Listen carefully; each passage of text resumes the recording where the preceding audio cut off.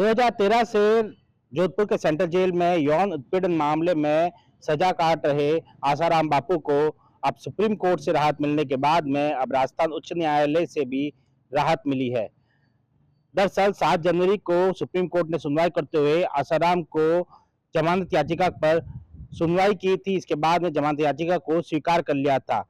Supreme court ने जमानत याचिका को स्वीकार करते हुए 31 मार्च तक मेडिकल ग्राउंड को ध्यान में रखते हुए आसाराम को जमानत पर अंतरिम जमानत दी थी। इसके अंतर्गत आसाराम अब जेल से बाहर आ पाएंगे। इसके बाद में वे कहीं पर भी इलाज ले पाएंगे। इस अंतरिम जमानत के दौरान वे किसी से भी मिल नहीं पाएंगे, ना ही किसी अनुयायी से मिल पाएंगे, ना ही मीडिया से इंटरेक्शन कर पाएंगे। वे कड़ी सुरक्षा के बीच में रहेंगे। तमाम शर्तों के साथ में आसाराम बापू को बाहर आना था, लेकिन उनके जमानत पर एक अड़चन आ गई थी। दरअसल सुप्रीम कोर्ट ने सुनवाई करते हुए जिस केस में आसाराम को राहत दी थी, वह केस गुजरात में था और राजस्थान में चल रहे यौन उत्पीड़न मामले में उन्हें राहत नहीं मिली थी। आखिरकार सुप्रीम कोर्ट के आदेश आने के बाद में अब राजस्थान उच्च न्यायालय में भी उनकी जमानत को लेकर याचिका लगाई गई थी। आसाराम के वकील द्वारा याचिका लगाई गई थी। इस याचिका पर मंगलवार को सुनवाई हुई और राजस्थान उच्च न्यायालय के डबल बेंच ने सुनवाई करते हुए आसाराम को सुप्रीम कोर्ट द्वारा जो जमानत याचिका स्वीकार की गई है, उसकी अनुपालना करते हुए अब यहां से भी राहत दे दी है। इसके बाद में माना जा रहा है कि आसाराम अब जल्द सेंट्रल जेल से बाहर आएंगे। इसके बाद में 31 मार्च तक वे इलाज लेंगे। आज जोधपुर हाईकोर्ट में संत आसाराम जी बापू की जोधपुर केस में एसओएस पर सुनवाई हुई, जिसमें जस्टिस दिनेश जी मेहता और जस्टिस विनीत कुमार माथुर साहब की बेंच ने 31 मार्च तक इंटरिम एसओएस ग्रांट की है।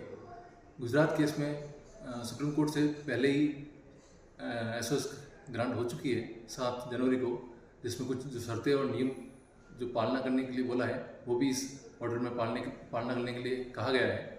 और 3 पुलिस गार्ड जो साथ में रहेंगे, जोधपुर हाईकोर्ट ने कहा है कि उनका जो खर्चा होगा आने जाने का, वो हमें खुद को पे करना होगा। संत श्री आसाराम बापू जी की बेल पर सुनवाई करते हुए राजस्थान उच्च न्यायालय ने आज उन्हें 31 मार्च 2025 तक के लिए अंतरिम जमानत पर छोड़े जाने का आदेश पारित किया है।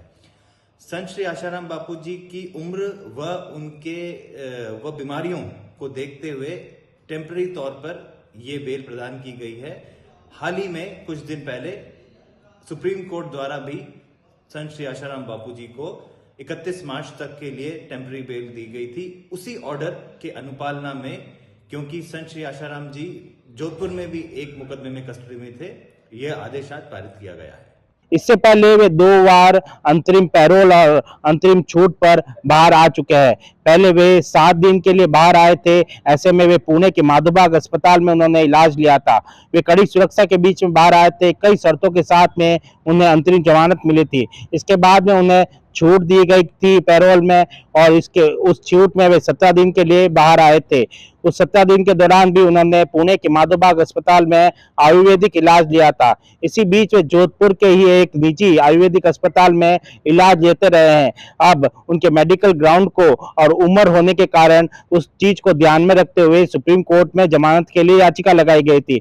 लगातार कई बार आसाराम की याचिका को अस्वीकार सुप्रीम कोर्ट द्वारा किया गया है, लेकिन आखिरकार मेडिकल ग्राउंड को ध्यान में रखते हुए उनकी याचिका को स्वीकार कर लिया गया था। लेकिन फिर भी आसाराम को जमानत में अड़चनें आ रही थी, क्योंकि राजस्थान उच्च न्यायालय से उन्हें राहत नहीं मिली थी। आखिरकार मंगलवार को सुनवाई करते हुए राजस्थान उच्च न्यायालय की डबल बेंच ने अब उनकी जमानत याचिका को स्वीकार कर लिया है। इसके बाद माना जा रहा है कि 13 साल बाद अब आसाराम जो है वे बाहर आ पाएंगे और मेडिकल उपचार ले पाएंगे। इसके बाद में अब जमानत 31 मार्च तक उन्हें वापस सेंट्रल जेल लौटना होगा। सुमित देवड़ा, TV9, राजस्थान।